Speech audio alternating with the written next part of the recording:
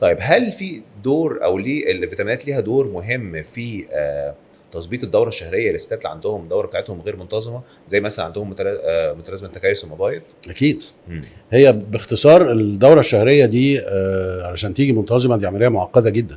ما بتعتمدش بس على المبايض دي بنسميها سبسيرفينت، يعني دي بيتحكم فيها غدد كتير قوي. طبعا.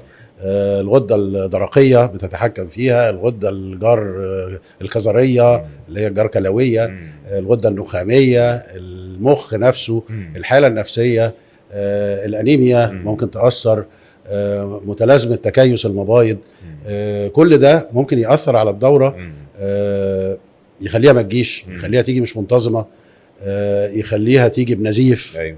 كل ده ممكن يحصل، يعني دي قصه كبيره قوي. فانا دايما بقول ان توازن الصحه العامه هو اللي بيخلي الوظيفه التناسليه للمراه متوازنه وطبيعيه، وهي مش الدوره بس، الدوره والتبويض والولاده وكل حاجه. فلازم جسم السيده يبقى صحيح من كل حته.